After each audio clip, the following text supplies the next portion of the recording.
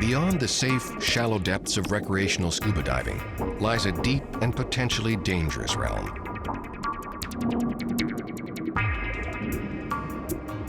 Only a handful of highly skilled adventurers dare to explore waters deeper than 200 feet.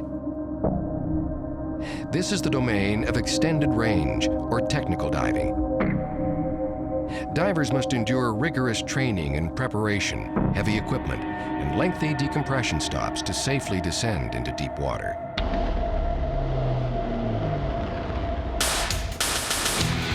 Today, we'll join technical diving expeditions to explore 3 intriguing shipwrecks, all at depths of 200 feet or more. We'll travel to the Florida Keys and the remains of a former World War II naval ship, the Wilkes-Barre. We'll also visit the St. Lawrence Seaway to investigate one of the largest accessible shipwrecks in the world, the Great Lakes freighter Jodri. And finally, we'll descend into the black depths of Lake Erie to a remarkably intact sailing ship, the St. James, lost with all hands almost 130 years ago.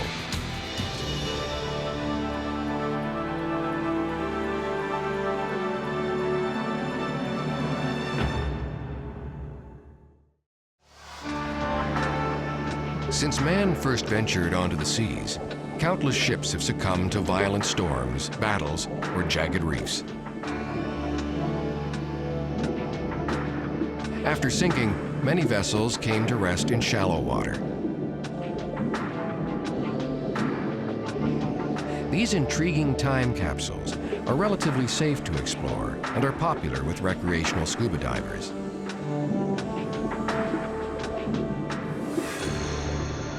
But many ships eventually sank into depths of 200 feet or more, well beyond the range of most sport divers. These wrecks are generally considered off-limits because of the hazards associated with deep diving.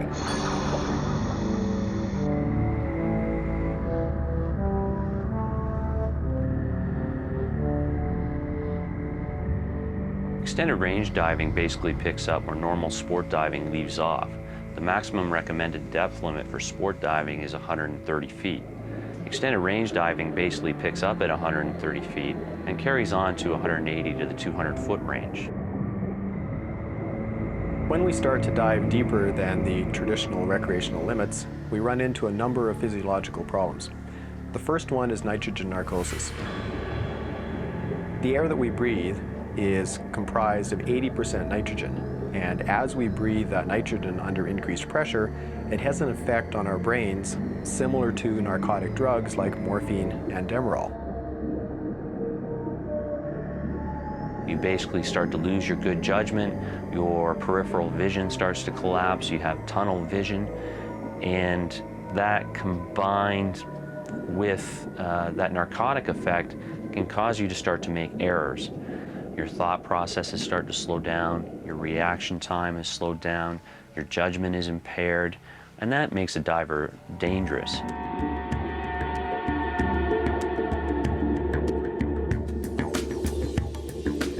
When a diver breathes compressed air underwater, nitrogen is absorbed into the bloodstream and tissues. The deeper the dive and longer the stay, the more nitrogen is absorbed.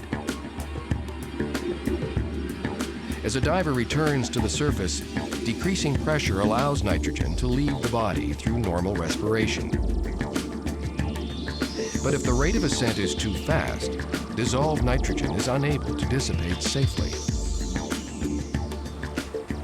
Gas bubbles can then form in the bloodstream and tissues, creating a variety of ailments.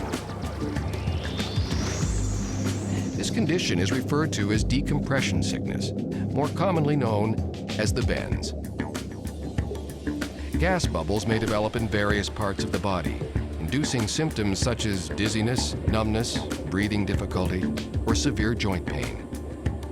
In extreme cases, bubbles may lodge in the spinal cord or brain, causing paralysis and even death.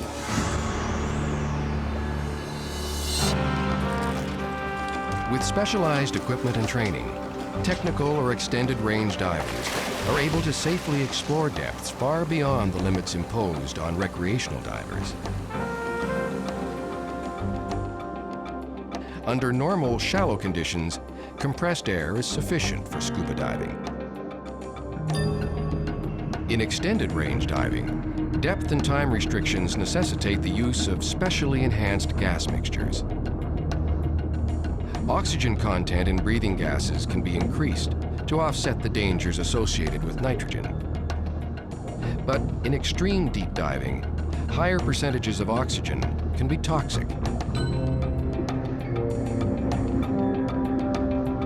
Helium, an inert gas, may be added to breathing gases to decrease the levels of both oxygen and nitrogen.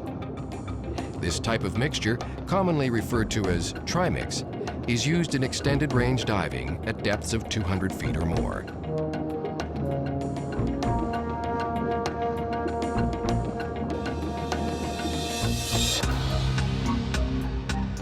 To avoid decompression sickness and nitrogen narcosis, deep divers must implement a rigid dive plan. Precise diving parameters are calculated with computer programs and tables. Each diver calculates their bottom time, ascent rate, and gas mixture. Divers must also calculate how long and at what depth to do their decompression stops. These sometimes lengthy and tedious stops allow nitrogen to escape the body through normal respiration. Divers may spend only a few short minutes on the bottom, but be required to decompress in shallow water for hours at a time. Deep divers also utilize a number of specialized tools. Extra tanks are filled with gas mixtures suited to specific depths.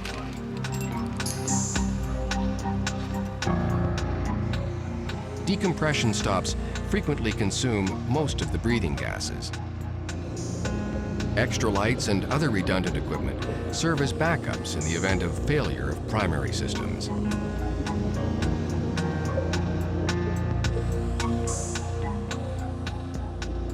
High-tech computers monitor depths, bottom times, gas mixtures, ascent rates, and other critical information.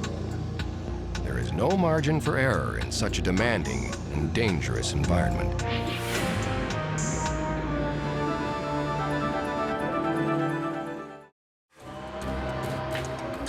Our first deep diving expedition took place near Key West, off the southern tip of the Florida Keys.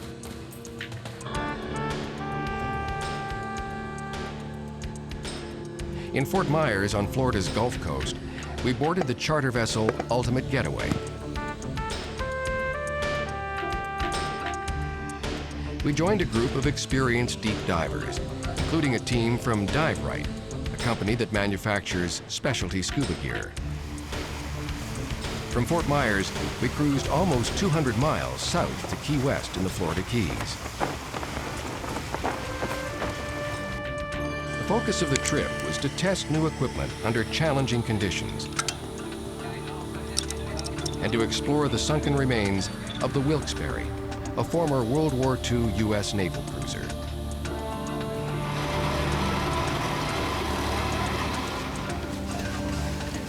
Breathing gas mixtures are precisely tested. The percentage of oxygen is particularly important for such deep dives. Watch your buddy. Work with your buddy. Make sure you're on the proper gases. Nobody's in a big hurry, okay? Make slow ascents from the bottom to your first deco stop. That's the best thing you can do for this type of dive is an extremely slow ascent rate. Okay, the main thing is everybody gets back on the boat safe, all right? Go over the plan one more time here. Got this charted out. We're doing about the same thing. 210, 10 minutes, come back out, work our way to 190. Do our gas switch at 32 on the way back, and we should be hitting 70 feet at 29 and start our slow ascent from there. Deep wrecks are occasionally visited by sharks. A diver carries an explosive-tipped bang stick, just in case. This type of deep diving requires staggering amounts of heavy equipment. Divers sometimes carry as many as 5 scuba tanks, most of which will be used during decompression stops on the way back to the surface.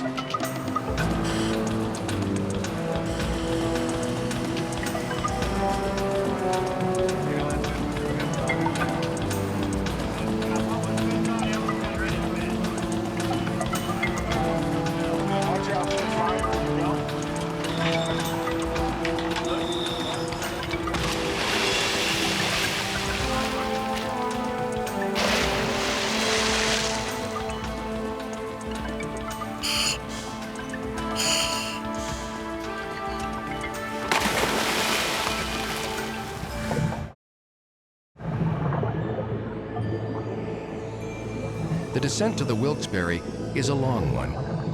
The broken pieces of the ship's hull rest in waters almost 250 feet deep.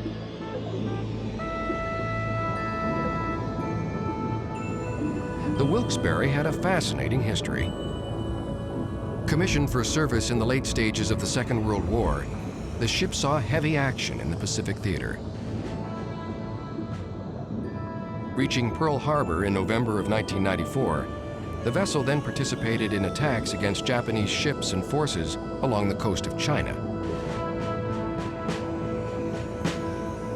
In mid-February 1945, the light cruiser and her consorts screened aircraft carriers as planes bombed Tokyo, the capital of the Japanese Empire.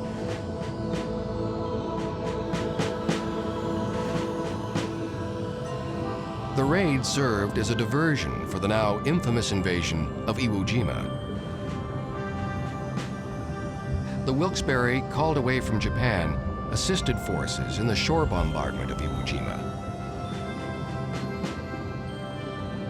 On April 1st, 1945, the cruiser began supporting operations in the invasion of Okinawa.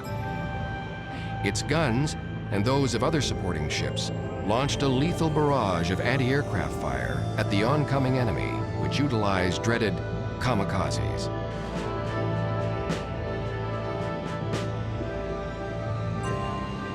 The Wilkes-Barre is perhaps most famous for helping save the aircraft carrier Bunker Hill, which was in flames after suicide attacks by Japanese pilots.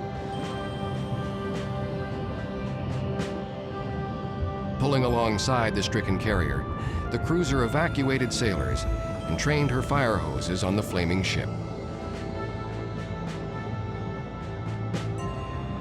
After the Okinawa invasion, the Wilkes-Barre participated in operations against the Japanese motherland. The fall of Japan was in its final stages. Decommissioned in 1947, the Wilkes-Barre was placed in reserve in Philadelphia.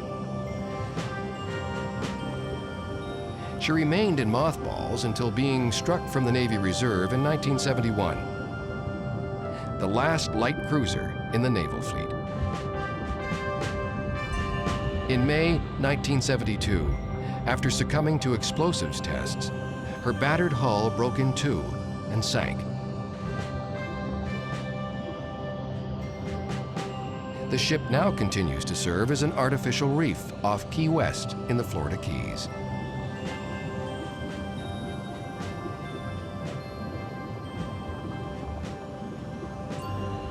Tech diving is, as it relates to wreck diving, is an extension of wreck diving. It's something that permits divers to go deeper, stay longer, penetrate farther.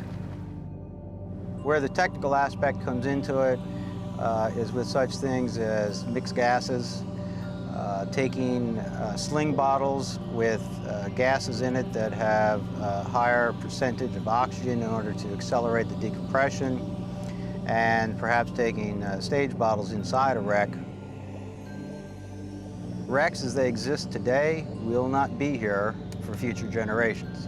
In fact, I've been diving long enough, sad to say, that I've seen wrecks that I was very fond of exploring in the 1970s that today have deteriorated to the point where they've become just junk piles. I like to take photographs of them in their current state of deterioration, the same way a parent would take a photograph of his child at the age of 2, at the age of 4, at the age of 6, so they could remember what the child looked like at various ages. And that's what I do with respect to shipwrecks.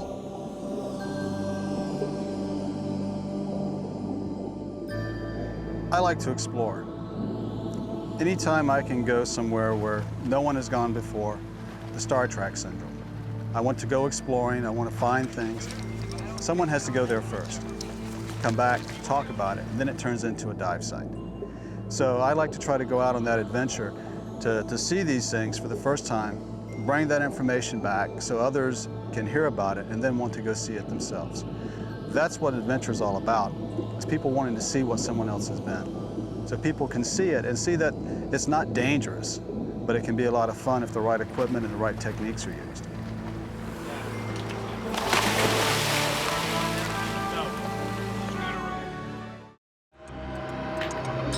For our remaining technical diving expeditions, we traveled to the Great Lakes. We visited Brockville on the St. Lawrence Seaway and Long Point in Lake Erie.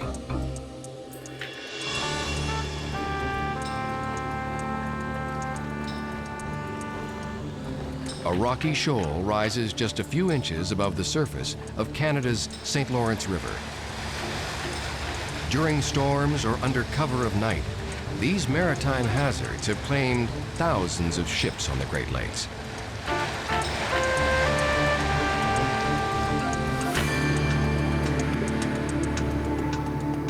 In just a 20-year period, from 1878 to 1898, almost 6,000 vessels were wrecked on these inland seas.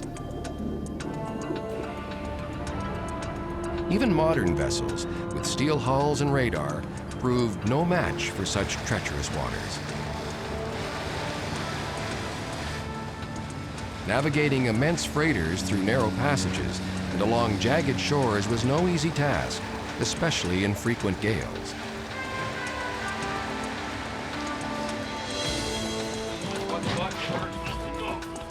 In Brockville, Ontario, we joined A-Bucks Scuba for a deep diving training expedition to one of the world's largest accessible shipwrecks.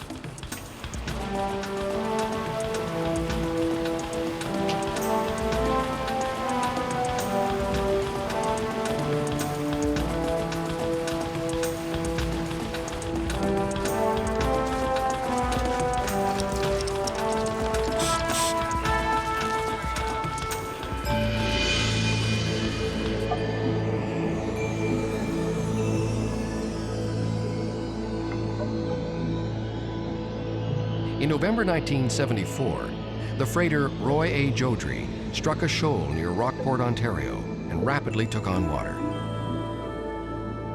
Every attempt was made to pump out the flooding water, but the size of the hole near her bow was too large. Orders were given to abandon ship, and the master and 29 crew members jumped safely ashore. Built only 10 years before the sinking, the giant freighter measured almost 650 feet long. It was owned and operated by the Algoma Central Railway, based in Sault Ste. Marie, Ontario.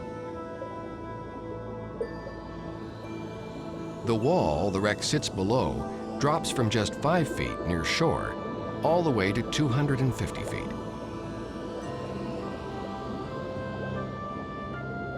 The ship lists 45 degrees to starboard. Because of this disorienting angle and extreme depth, the shipwreck is considered a very challenging dive. Penetrations into the wheelhouse and other areas of the ship are particularly difficult.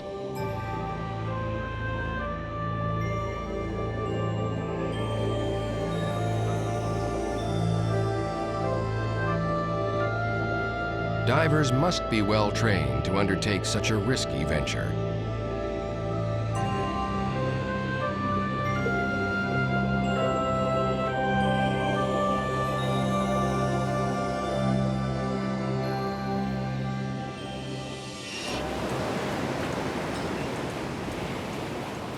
The Great Lakes are renowned for ferocious storms.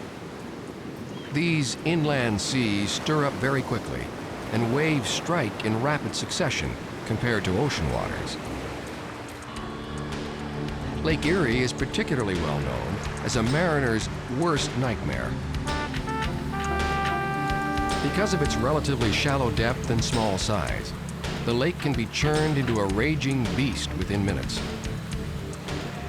Today, hundreds of ships litter the bottom.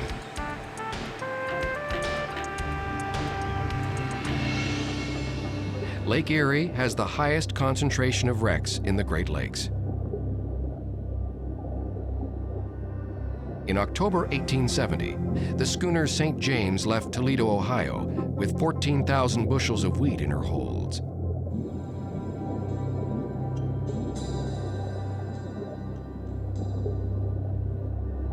"12 days later, the Buffalo Courier reported that nothing had been heard from the ship. It was presumed lost, with all hands in a fall gale.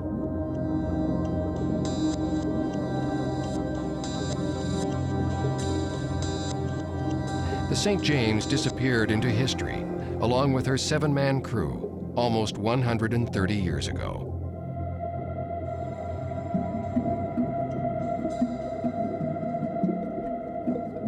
In 1984, salvager Gary Kozak discovered the wreck while searching for another lost ship, the Dean Richmond.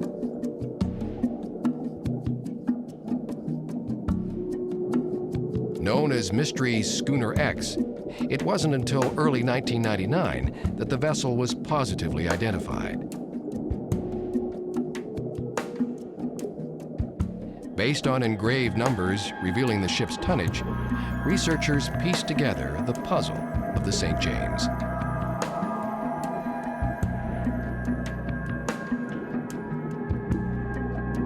This remarkably preserved schooner is a magnificent example of an era long since past. Its 2 masts are still intact, rising 80 feet from the lake floor.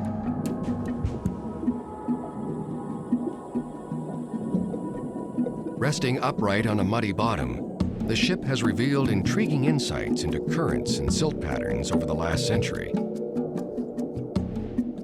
A wooden steering wheel is still mounted in place, half buried in mud.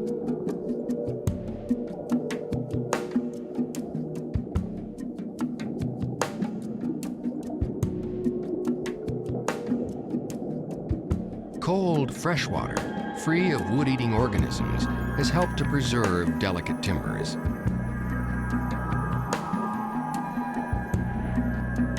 Zebra mussels now encrust much of the ship.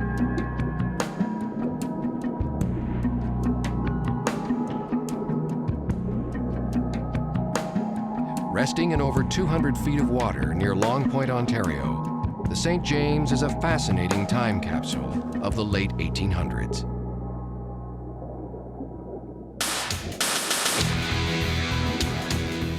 Recent advances in diving technologies, gas mixtures, and training have allowed adventurous divers to venture into previously unknown terrain.